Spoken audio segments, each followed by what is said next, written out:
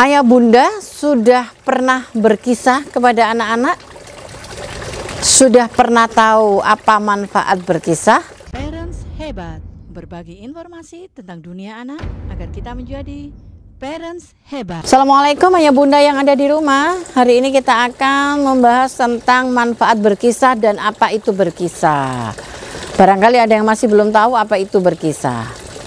Mendongeng dan berkisah tentulah berbeda. Mendongeng adalah menceritakan sebuah peristiwa yang kebenarannya ataupun yang adanya cerita tersebut belum tentu ada dan belum tentu benar. Namun ada hikmah ataupun nilai moral positif yang akan tersampaikan. Nah, apa itu berkisah? Berkisah yaitu menceritakan sebuah peristiwa yang sudah pasti atau niscaya kebenarannya. Ada peristiwanya dan tentunya ada kejadiannya, ada ada subyeknya, ada, dan apalagi tentunya pasti ada nilai moralnya. Nah, kalau yang berkisah ini apa saja yang kita garis bawahi? Berkisah yang kita garis bawahi adalah kita menceritakan sosok-sosok teladan, baik dari pribadinya ataupun karakternya yang dibentuk ataupun juga dari peristiwa, rangkaian peristiwa yang ingin kita sampaikan. Utamanya adalah kita mengisahkan tentang Rasulullah sebagai teladan utama, ataupun para nabi, ataupun para malaikat, dan ataupun para sahabat-sahabat nabi yang lainnya. Nah, inilah yang dimaksud dengan berkisah.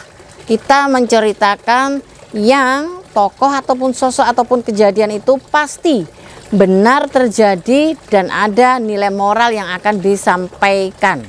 Langkah apa saja yang harus kita siapkan untuk kita berkisah kepada anak-anak kita? Yang pertama adalah siapkan sumbernya. Kita harus menyiapkan sumber yang bisa dipercaya kebenarannya. Salah satunya adalah buku. Jadi kita sebagai orang tua harus banyak mencari referensi ataupun harus banyak membaca buku. Yang kedua adalah kuasai materinya. Kuasai materinya. Sebelum kita berkisah kepada anak, maka kita sebagai orang tua ataupun sebagai pendidik, entah di sekolah adalah guru, maka kewajiban kita adalah menguasai materi yang akan kita kisahkan kepada anak-anak kita. Yang ketiga adalah persiapan ketika berkisah itu berlangsung, yang meliputi apa? Ketika kita menyampaikan kisah kepada anak kita, yang meliputi ada intonasi, kemudian ada mimik atau raut wajah, dan juga ada gesture. Bagaimana gerakan tubuh kita ataupun gesture kita ketika atau saat berkisah tentang tokoh idola ataupun tentang sosok keteladanan. Poin yang ketiga adalah manfaat apa saja yang akan kita peroleh ketika kita berkisah dengan anak-anak kita, anak kandung, anak di rumah, ataupun juga anak didik kita yang ada di sekolah. Yang pertama adalah membentuk karakter. Karakter apa yang ingin kita bentuk terhadap anak-anak, maka kita pilih sosok teladan yang ingin kita sampaikan. Karakter kedermawanan, karakter berbicara lembut, karakter keberanian, karakter kejujuran, dan banyak karakter positif yang sebetulnya ingin kita tanamkan kepada anak-anak kita. Yang kedua adalah melatih atensi dan daya ingat. Dengan sering kita berkisah, maka anak-anak sudah terlatih untuk mengingat sebuah nama, mengingat peristiwa, dan juga mengingat karakter-karakter apa yang akan ditanamkan kepada dirinya. Yang ketiga adalah membangun jejaring otak. Membangun jejaring otak ini apa maksudnya? Anak-anak yang sudah terbiasa membaca buku ataupun mereka sudah terbiasa mendengarkan kisah dan melihat buku yang sedang dipegang oleh orang tuanya, maka dendritnya akan muncul untuk terjadi sinapsis atau ikatan-ikatan tali syaraf pada otak. Sehingga anak-anak kaitannya adalah pada kemampuan literasi dan pada kemampuan akademiknya pun akan meningkat juga secara signifikan. Yang keempat adalah membangun kelekatan ataupun bonding. Nah, bonding inilah yang harus banyak kita gaungkan dan harus banyak kita sampaikan, kemudian banyak kita lakukan sendiri. Karena apa? Karena memang anak-anak membutuhkan sebuah ikatan yang yang hangat, ikatan yang nyaman antara orang tua dengan anak, baik orang tua di sekolah yaitu guru dengan siswa ataupun ayah ibu di rumah dengan anak. Sudah seharian terpisah dengan aktivitas masing-masing, maka bagaimana kita mencari bondingnya? Salah satunya yaitu dengan berkisah.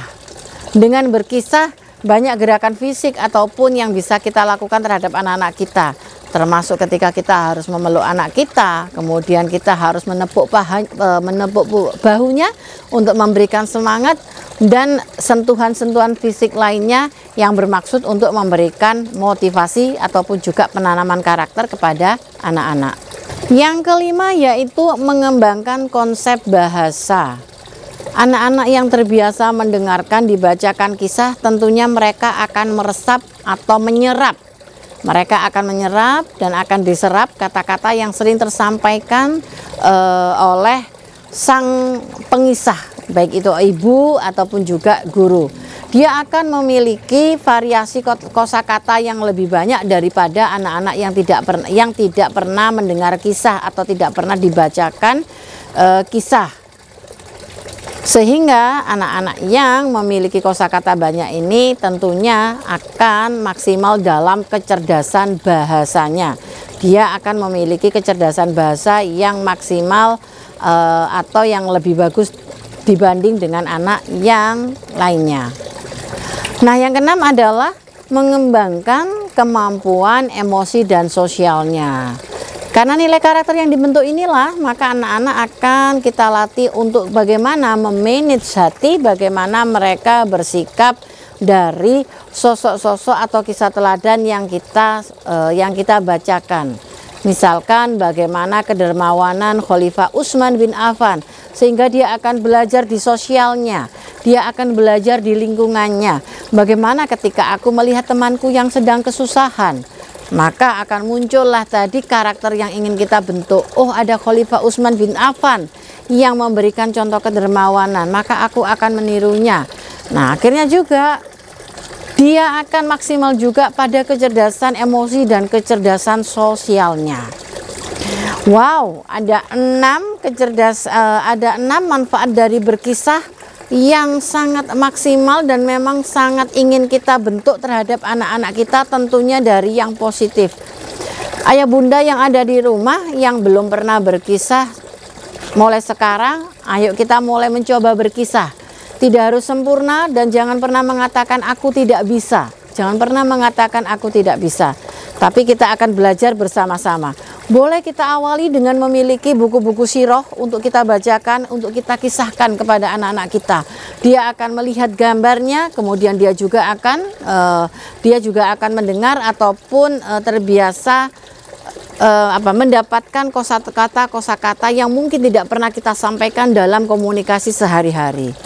Sehingga komunikasi verbalnya akan semakin meningkat. Semoga bermanfaat. Mari berkisah untuk anak-anak kita, untuk generasi sehat akal, sehat mental bersama Parents Hebat.